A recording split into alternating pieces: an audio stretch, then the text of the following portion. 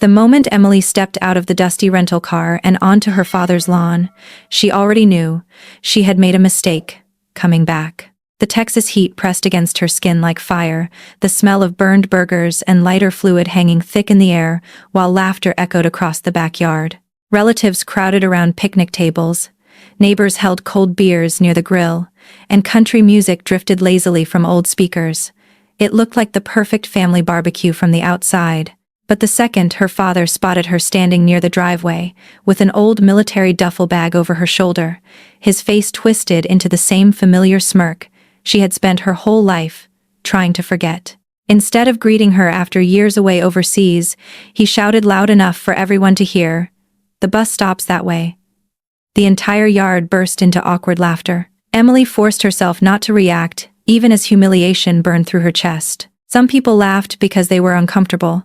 Others laughed because her father always expected them to. And just like every other time in her life, nobody defended her. Her mother lowered her eyes toward the table, instead of speaking up. Her brother leaned back in his chair, with a grin clearly enjoying the moment. Emily stood there silently, feeling once again like the unwanted daughter, who could never do anything right in her father's eyes. He mocked her military career like it was some childish phase, asking if the army had finally run out of wars, and whether she still spent her days pushing paperwork. Every sentence landed harder, because it came from the one person she had secretly hoped would someday be proud of her. What nobody at that barbecue understood was that Emily had spent years serving in places most of them couldn't even pronounce. She had survived sleepless nights, emergency evacuations, and moments where life and death depended on decisions made in seconds. But to her father none of that mattered, because she was his daughter, not the son he always wanted. Emily tried to stay calm, moving away from the crowd toward the edge of the yard, while cicadas screamed from the trees overhead. Then her phone vibrated in her pocket. One short message appeared on the screen. ETA. 90 seconds. She checked her watch quietly, but her father noticed immediately and laughed again. What now? Waiting for a taxi, more laughter followed. Emily looked at him calmly and answered with words nobody there would ever forget. No, sir. My ride. At first nobody understood what she meant. Then a strange sound rolled through the sky above the neighborhood. Deep, violent, mechanical. Conversation stopped instantly, as the ground itself seemed to tremble beneath their feet. Kids stopped running through sprinklers. People looked upward in confusion while the noise grew louder and louder, until it swallowed the entire backyard. A massive shadow passed over the house, and within seconds, the powerful downdraft from a military aircraft exploded across the lawn, sending napkins, lawn chairs, and paper plates flying everywhere. Emily didn't move. She simply stood there while the giant bell-bowing V-22 Osprey descended toward the field behind her father's house, rattling windows and silencing every single person who had laughed at her moments earlier. And at that exact moment, her father finally realized the joke had never been on Emily. If this story pulled you in, make sure to subscribe and stay with us for the next part, because what happened after that landing changed this family forever. And the next chapter is even more emotional. Nobody at that barbecue understood the real reason Emily stayed silent, while her father humiliated her in front of everyone. It wasn't weakness. It wasn't fear. It was exhaustion.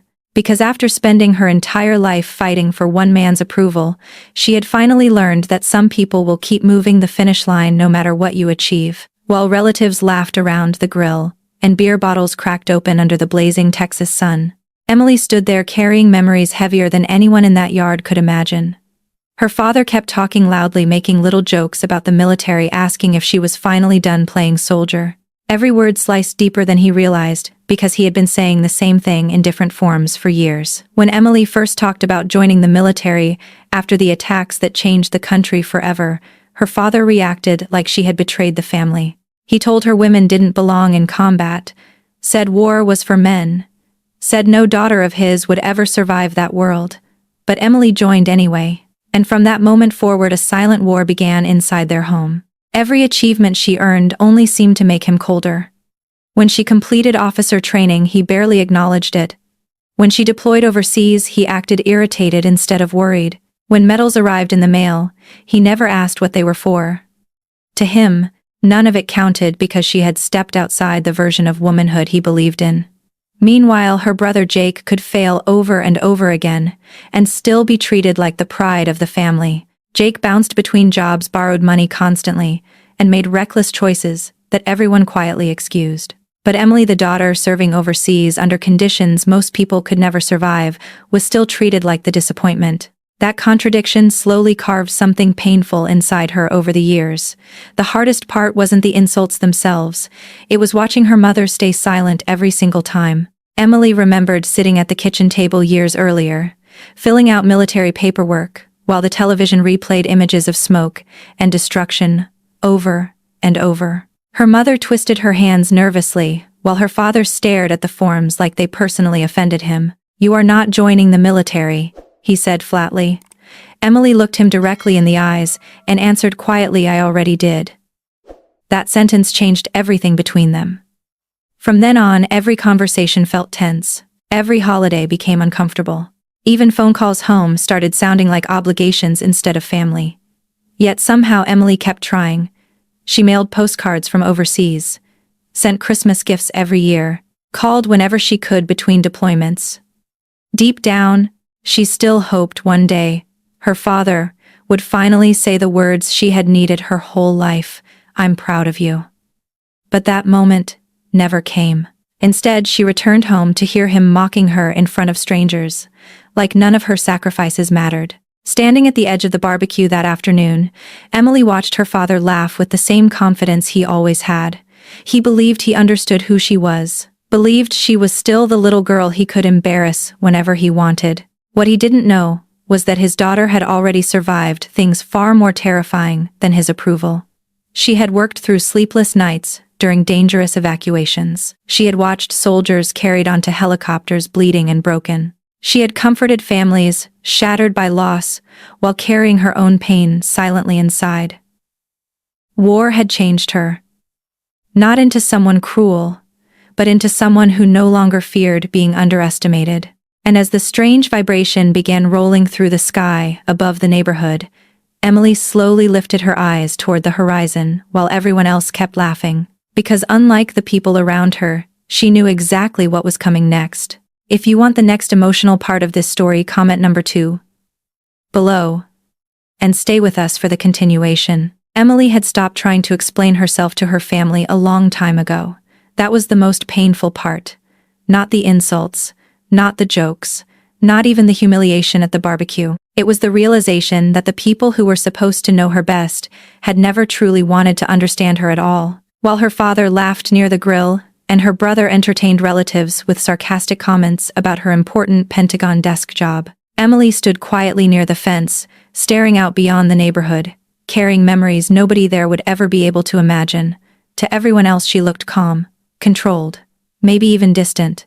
But inside her mind lived years of exhaustion, fear, and sacrifice that never once made it back into family conversations. Nobody at that barbecue knew what Kandahar smelled like after an explosion. Nobody knew what it felt like to stay awake for almost 2 straight days, coordinating evacuation routes, while mortar fire shook the walls nearby. Nobody knew how many nights Emily sat alone in temporary command centers staring at casualty reports, while trying not to break apart emotionally before the next mission started. Her family only knew the simplified version they created for themselves. Emily left home, joined the military, and disappeared into some mysterious government career they never bothered asking about. After a while, she stopped trying to tell them the truth, because every attempt ended the same way. Her father would interrupt with criticism. Jake would joke about politics or women trying to prove something. Her mother would change the subject before conflict could start. So Emily learned how to survive emotionally the same way she survived overseas, by carrying everything silently. That silence followed her for years. She remembered calling home after one particularly brutal overseas operation that left several people dead. Her hands were still trembling from exhaustion when her mother answered the phone. Emily wanted to hear comfort, wanted someone to ask if she was okay. Instead, her mother casually mentioned that her father was asleep and Jake was busy at work. The conversation lasted less than 5 minutes. Emily sat alone afterward, staring at the dark ceiling of a military housing unit, realizing she had become emotionally invisible to the people who raised her. The strangest part was that she still kept hoping things would change, even after all the dismissive comments, even after hearing her father tell one of his friends that she wasn't really military material. That sentence had stayed with her longer than explosions or gunfire ever did. Because deep down, every daughter wants to believe her father sees strength in her.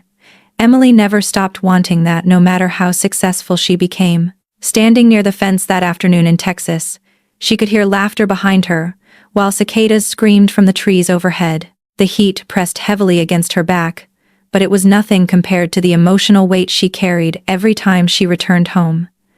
This house still had the power to make her feel small. Then her phone buzzed quietly in her pocket. Emily glanced at the screen. Just a short message. ETA 90 seconds. Instantly her entire posture shifted. Calm, focused, certain. Years of military discipline settled over her naturally. She checked her watch without panic, but her father noticed anyway. What now? He shouted loudly enough for the crowd to hear, waiting for somebody important. More laughter followed. Emily slowly looked back toward him. For once, her expression didn't show embarrassment. It showed something else. Confidence. No, sir, she answered evenly. They're here for me. A few people smirked like she was joking. Others exchanged uncomfortable glances. Then the sound hit the sky above them. Deep rotor thunder rolled across the neighborhood with enough force to shake windows and silence conversations instantly. Kids stopped running. Beer bottles lowered halfway to tables. Everyone looked upward in confusion as the massive shadow of a military aircraft swept across the backyard. And in that exact moment, every person who had underestimated Emily realized they had never known who she truly was. If this story touched you, don't forget to like and subscribe so you can stay with us for the next emotional chapter and our newest stories. The moment Emily looked down at the message on her phone, everything inside her became completely still. ETA 90 seconds. Just 3 words, but after years in military operations, she understood exactly what they meant. Around her, the barbecue continued like normal for a few more seconds. Her father still laughed beside the grill. Jake leaned back in his chair, with a beer in his hand, shaking his head, as if Emily was some embarrassing family joke that never ended. Relatives whispered quietly, while pretending not to stare at her military duffel bag resting near the fence. Nobody noticed the sudden change in Emily's expression, except her father. He narrowed his eyes immediately. What now? He called loudly across the yard. Waiting for somebody to rescue you. A few people chuckled automatically. Emily slowly slipped the phone back into her pocket and checked her watch. Calm, controlled, focused. Years of military discipline had trained every emotion out of moments like this. But her silence only encouraged her father more. He pointed the metal spatula toward the street behind her and smirked. Maybe your Pentagon buddies finally sent a taxi. More laughter spread through the crowd. Emily could feel the old familiar humiliation trying to rise inside her, the same feeling she carried throughout childhood, whenever her father mocked her in front of other people.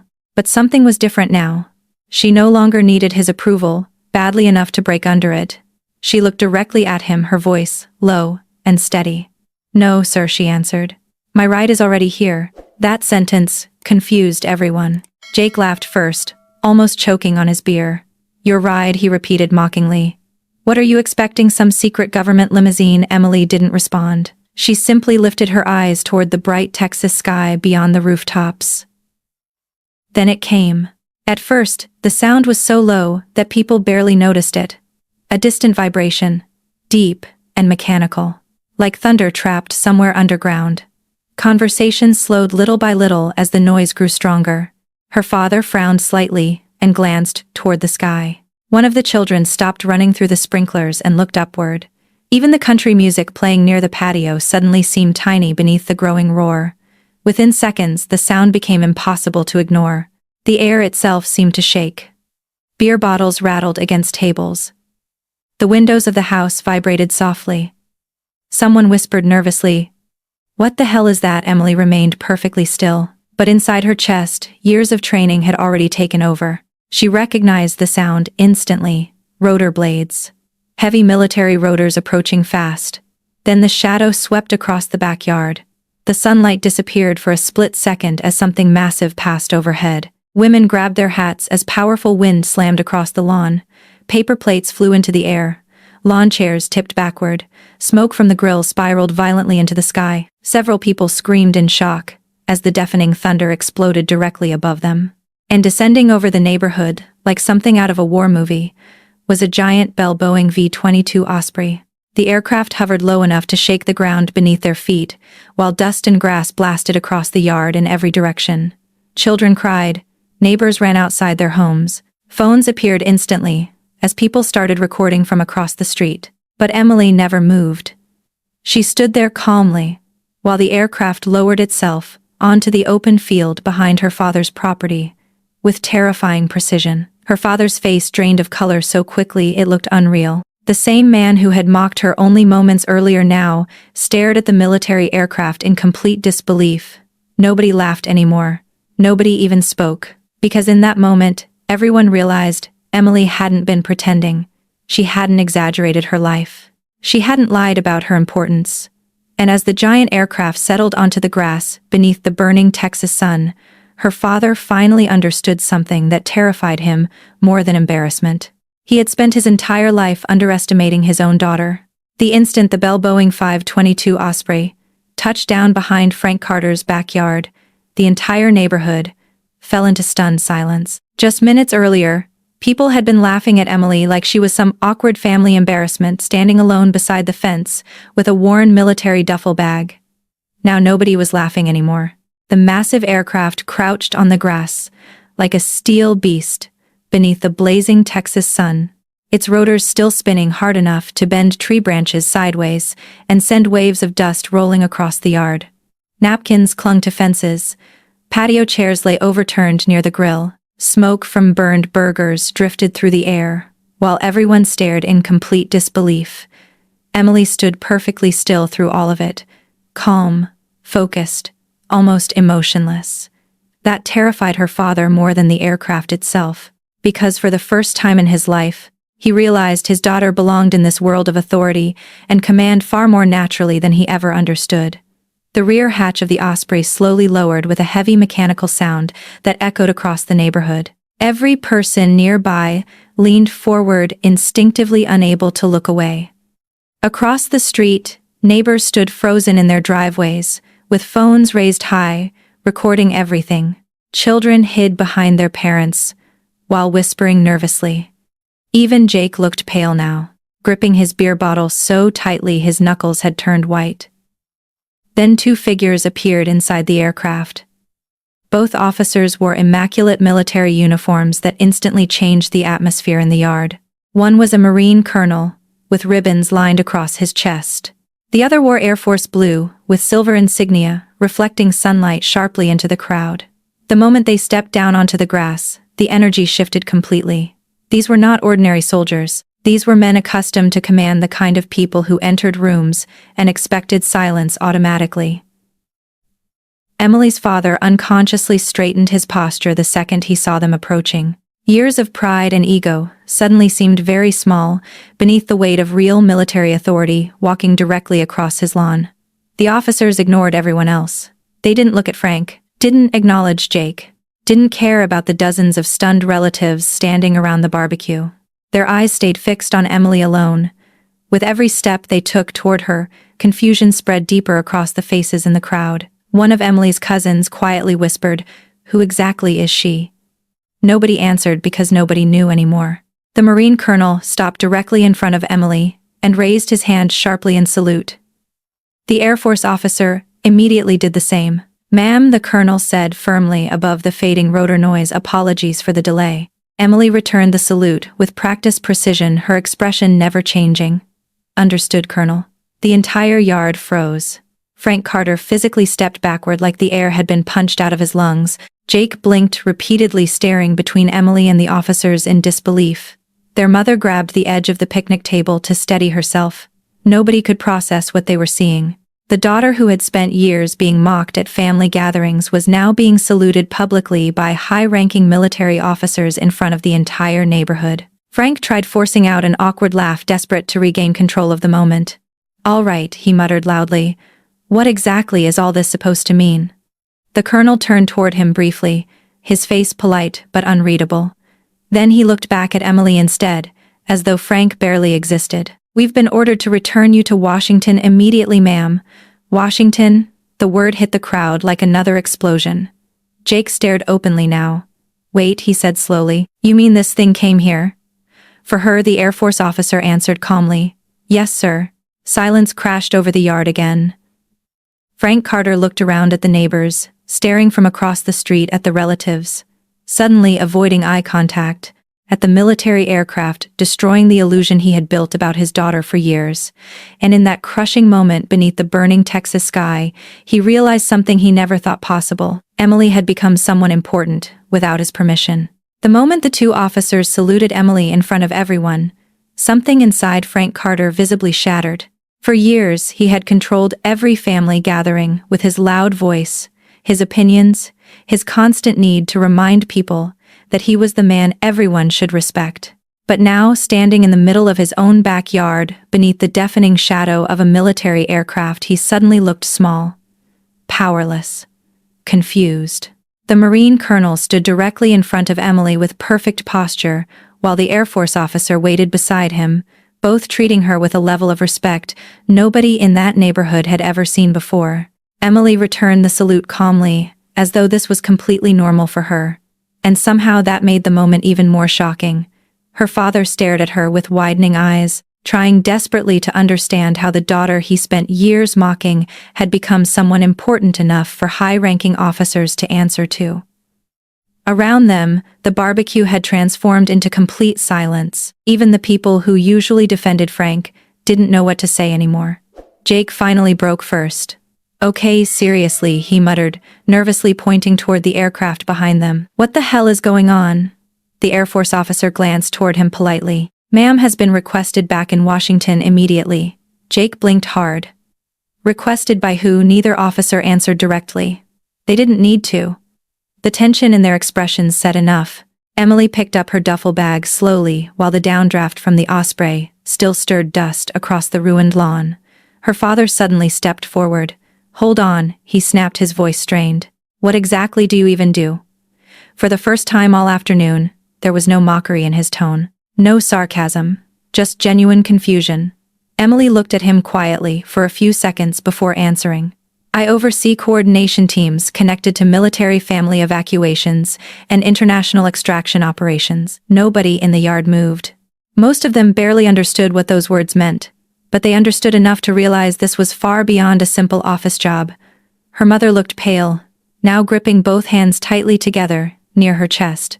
"You mean, when Americans get trapped overseas," she whispered. Emily nodded once. "I help bring them home." The words landed heavily across the backyard. Jake stared at his sister differently now, like he was seeing a stranger wearing Emily's face. All those years of jokes about her military career suddenly sounded pathetic even inside his own head. Frank Carter looked frozen. His entire understanding of his daughter was collapsing in real time. He remembered every insult, every dismissive comment, every moment he told people Emily was wasting her life trying to play soldier. And now military officers were standing in his backyard waiting for her like she mattered more than anyone else there. The Marine colonel checked his watch briefly before speaking again. "Ma'am, the secretary wants you back before tonight's briefing." The sentence sucked the remaining air out of the yard. Several relatives exchanged stunned looks immediately. Frank frowned deeply. The secretary Emily didn't elaborate. "I need to leave." Her father looked almost angry again, but this time, the anger felt weaker, buried underneath humiliation and disbelief. "You're telling me all this time?" He stopped speaking halfway through, because he didn't even know how to finish the thought. Emily stepped closer to him slowly. Years ago she would have lowered her eyes. Years ago she would have apologized, just to avoid conflict. But war changes people. Pain changes people. She looked directly at her father, and spoke with a calmness that hurt far more than shouting ever could. "You spent your whole life telling me women couldn't do this job," she said quietly. "Turns out you were wrong." Nobody spoke after that. The only sound came from the clicking rotor blades above the field behind them, and the distant movement of neighbors whispering from across the street. Frank Carter stood motionless, beneath the burning Texas sky, finally forced to confront a truth he had spent years refusing to see. His daughter had become stronger, more respected, and far more extraordinary than he had ever allowed himself to believe. For the first time in his life, Frank Carter looked at his daughter and realized he had absolutely no idea who she really was. The barbecue had completely fallen apart now. Burned burgers still smoked on the grill, lawn chairs lay scattered across the grass from the Osprey's downdraft, and neighbors openly stood at the ends of their driveways, pretending not to stare, while secretly recording everything on their phones. But nobody cared about the mess anymore. Every eye remained fixed on Emily. The same woman her father had mocked only minutes earlier was now standing calmly beside two high-ranking officers while a military aircraft waited behind her like something out of a classified operation. Frank tried to steady himself, but the confidence he usually carried was gone. International extraction operations, he repeated slowly, almost like he hoped he had heard her wrong. Emily adjusted the strap of her duffel bag on her shoulder before answering. Military family evacuations, diplomatic extractions, emergency relocation coordination. Her voice stayed calm and professional, but each word hit the crowd harder than the last. Jake stared at her in disbelief. "You mean when Americans get trapped overseas during wars?" Emily nodded once. Sometimes. The silence afterward felt heavier than the aircraft itself. People around the yard suddenly started connecting pieces they had ignored for years. The constant overseas deployments, the missed holidays, the strange late-night phone calls, the way Emily always seemed exhausted whenever she visited home. None of it had been random. None of it had been exaggeration. She had been carrying responsibilities most people there couldn't even comprehend. Frank swallowed hard, his face pale beneath the Texas heat. "And you're in charge of this?" Emily hesitated briefly. "I oversee several coordination teams." Even the Marine colonel standing nearby glanced at her with quiet respect. That single detail changed everything. Because military officers like him didn't casually salute people unless those people had earned it through extraordinary responsibility. Emily's mother looked overwhelmed, now holding one trembling hand against her chest. "All those times you disappeared overseas," she whispered.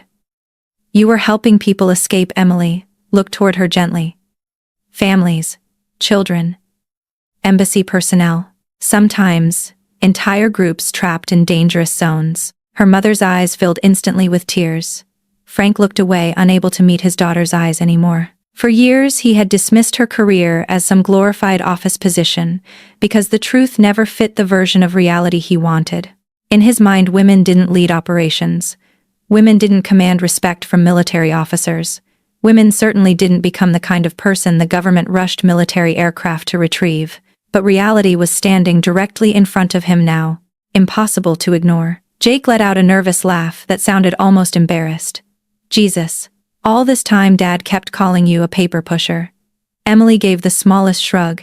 It was easier than arguing. That answer somehow hurt the family even more, because it revealed how long she had silently accepted being misunderstood just to keep peace inside the family. The Air Force officer stepped forward slightly. "Ma'am, briefing begins in less than 4 hours. Emily nodded immediately. "Understood." Frank frowned deeply. "What briefing?" Neither officer answered. Emily finally spoke instead. "I can't discuss operational details." The sentence changed the atmosphere instantly. It no longer sounded like family drama. It sounded like national security, real authority, real responsibility. Frank Carter suddenly realized that entire parts of his daughter's life existed in worlds he would never fully understand. The neighbors whispering nearby seemed to realize it too. One young boy standing near the fence looked at Emily with wide eyes and asked quietly, "Is she famous?" Nobody answered him, because the truth felt more complicated than fame. Emily wasn't famous. She was important, and there was a difference. Frank slowly looked back at his daughter, his expression shaken in a way nobody there had ever seen before. Years of pride, judgment, and certainty were collapsing behind his eyes all at once.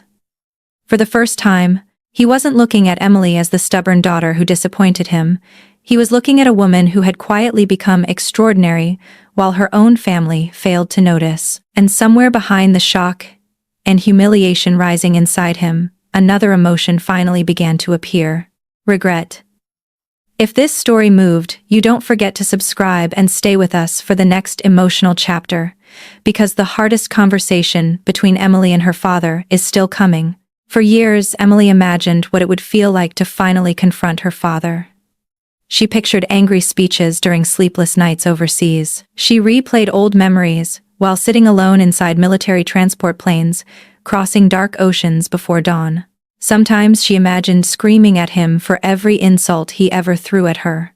Other times she imagined saying nothing at all and simply disappearing from the family forever. But standing there beneath the roaring shadow of the Osprey, with half the neighborhood watching, she realized the truth was much sadder than anger. Her father had spent his entire life loving the idea of who he wanted his children to be, instead of accepting who they actually were. The Texas wind pushed dust across the ruined backyard, while nobody dared interrupt the silence between them. Frank Carter stood frozen near the grill, staring at his daughter, like he was meeting her for the first time. Emily could see confusion all over his face now, but beneath it was something deeper. Fear. Not fear of the aircraft. Not fear of the officers. Fear that he had been wrong about her all along. And that realization was destroying him. Jake quietly stepped backward toward the patio, avoiding eye contact entirely. Their mother looked emotionally exhausted, holding herself tightly as though trying not to fall apart in front of everyone. Emily slowly walked closer to her father, while the rotor blades continued clicking overhead behind them. "Do you know what hurt the most?" she asked quietly. Frank opened his mouth, but no words came out. Emily's voice remained calm, but every sentence carried years of pain inside it. It wasn't the jokes. It wasn't the criticism. It was the fact that no matter what I achieved, you had already decided I would never be enough. Frank looked down immediately. Emily continued before he could interrupt. "Jake could fail 5 times and you'd still call him your pride and joy. But me," she let out a short, bitter laugh. "I could survive war zones, coordinate evacuations, bring families home alive, and you still treated me like an embarrassment." The words hit the yard like physical blows. Jake flinched visibly near the patio door. Their mother covered her mouth with trembling fingers. Frank's face tightened with shame. "Emily," he whispered weakly, but she shook her head gently. "No. You need to hear this." For the first time in years, nobody interrupted her. Nobody laughed. Nobody dismissed her feelings. The entire neighborhood had become silent witnesses to truths this family buried for decades. Emily stared directly into her father's eyes now. "When I was overseas, there were nights I honestly thought I might die." Her mother gasped softly. Emily's expression didn't change. "And you know what scared me most?" Frank looked at her helplessly. "That if something happened to me, you'd spend the rest of your life still believing I was a disappointment." Tears finally filled her mother's eyes completely. Jake looked like he wanted to disappear. Frank Carter suddenly seemed older than he had only an hour earlier. The confidence that once dominated every room was gone, now stripped away piece by piece by the truth standing in front of him. Emily reached into the side pocket of her duffel bag and pulled out a folded photograph worn soft from years of being carried everywhere. She handed it to him slowly. Frank stared down at the picture with shaking hands. It showed Emily standing beside a military evacuation aircraft, surrounded by exhausted families and frightened children wrapped in blankets. Some of the children were smiling at her. On the back, written in faded ink, were the words, "Thank you for bringing us home." Frank's breathing became uneven. Emily looked at him quietly. "Those people trusted me with their lives," she said. "But all I ever wanted was for my own father to believe in me." Frank closed his eyes, like the words physically hurt him. For several long seconds he couldn't speak at all. Then finally his voice cracked almost beyond recognition. "I didn't know." Emily nodded slowly, tears shining in her own eyes now. "That's the problem, Dad. You never wanted to know." The silence afterward felt devastating. Even the officers standing nearby respectfully looked away to give the family privacy. Beneath the burning Texas sky, surrounded by neighbors and scattered lawn chairs, Frank Carter faced the painful truth he had spent years avoiding. His daughter had been fighting battles far greater than his approval, and somehow, despite everything he put her through, she never stopped hoping he would love her for who she truly was. If this moment hit your heart, comment number 8 below, and stay with us for the next chapter of this emotional story. Frank Carter thought the humiliation could not possibly get worse. He was wrong. Standing in the middle of his destroyed backyard, while neighbors whispered from across the street and military officers waited beside a massive Osprey aircraft.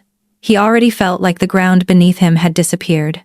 Every belief he carried about his daughter had collapsed within a single afternoon.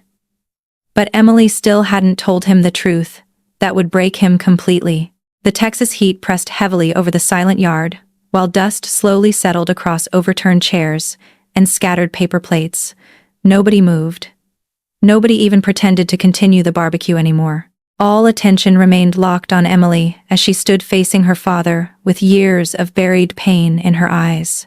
Frank looked exhausted, now emotionally stripped bare in front of his family for the first time in his life. "Emily," he said quietly, almost pleading, "why didn't you ever tell us any of this?" Emily stared at him for several long seconds before answering. "Because every time I tried, you made it clear you had already decided who I was." Frank lowered his head again. Those words hurt because he knew they were true. The Marine colonel respectfully stepped farther away, giving the family space, while the sound of the aircraft engines echoed softly across the field behind them. Emily slowly reached into her duffel bag again.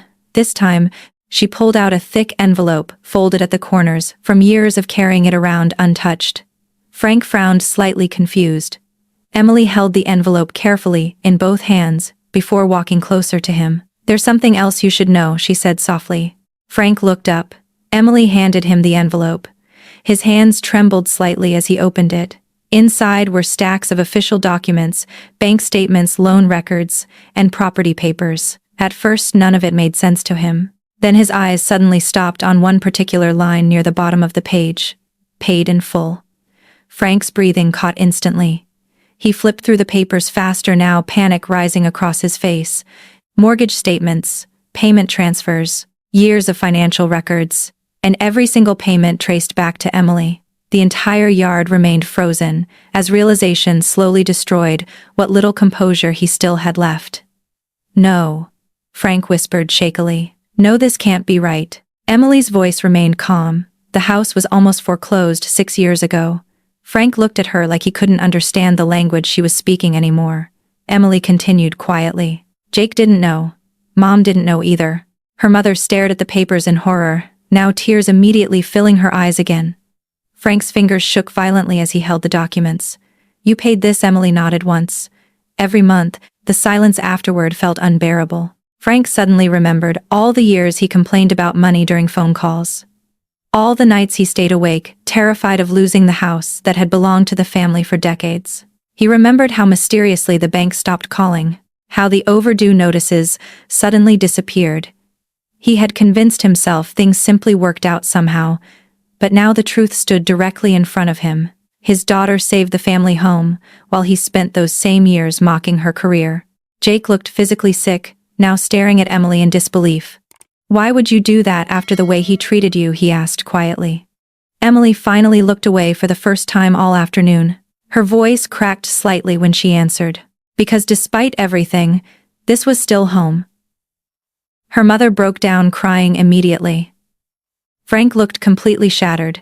He clutched the papers against his chest like they weighed 1,000 pounds. "Emily," his voice collapsed under the weight of shame. "Why didn't you tell me?" Emily looked back at him slowly, tears shining in her own eyes now. "Because I didn't want you to feel like you owed me anything." Frank stared at her speechless. Emily swallowed hard before continuing. "I kept hoping one day you'd finally be proud of me without needing a reason." That sentence destroyed him. Completely. Frank Carter, the man who spent his entire life believing strength meant never showing weakness, suddenly covered his face with trembling hands right there in front of everyone. The neighbors, the officers, his family. None of it mattered anymore. Because at that moment he finally understood the depth of what he had done to his daughter. Emily had spent years risking her life overseas, saving strangers, protecting families, paying off the home he lived in, all while still desperately hoping for the one thing he never gave her freely: love. Nobody in the Carter family would ever forget what happened next. For years Frank Carter had built his identity around pride, authority, and the belief that admitting weakness made a man smaller. He had spent decades speaking louder than everyone else, judging faster than everyone else, and hiding every vulnerable emotion behind sarcasm and control. But standing there beneath the burning Texas sky with mortgage papers trembling in his hands and tears running silently down his face, something inside him finally broke open. The backyard had become completely silent, except for the distant hum of the Osprey waiting behind the field. Neighbors still stood frozen across the street. The military officers remained respectfully distant near the aircraft. Even Jake said nothing anymore. Nobody wanted to interrupt the moment unfolding in front of them. Frank stared down at the papers Emily had handed him, his vision blurred by shame and disbelief. Every page felt like another reminder of the daughter he failed to see. While he mocked her military career, she had secretly protected the family from financial collapse. While he treated her like a disappointment, she had spent years risking her life to bring strangers home safely. And somehow, after all of it, she still came back hoping he would love her. Frank slowly lifted his eyes toward Emily. For the first time since she arrived, he wasn't looking at her with judgment or confusion. He looked heartbroken. Emily stood quietly a few feet away, with tears shining in her eyes, but her posture still calm and strong, shaped by years of carrying pain, without letting it destroy her. Frank tried to speak several times, but the words wouldn't come. His entire life apologies had always felt like surrender. But now he realized something much worse than surrender existed. Regret. Deep, permanent regret. Finally, his voice cracked apart under the weight of it all. I was wrong. The sentence hit the yard harder than any argument ever could. Emily blinked slowly, almost like she wasn't sure she had heard him correctly. Frank swallowed hard tears, openly falling now, without any attempt to hide them. I was wrong about you, he whispered. About everything.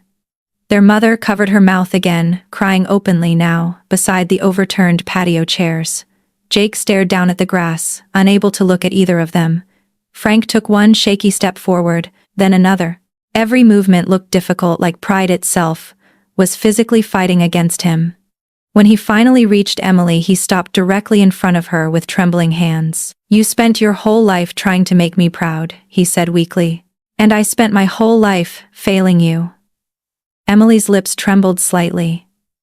Years ago, she had imagined hearing words like these 1,000 different ways, but now that they were finally real, they hurt almost as much as the silence that came before them. Frank slowly raised one hand toward her face, like he was afraid she might disappear if he moved too quickly. I don't deserve your forgiveness, he admitted quietly. But I am proud of you. God.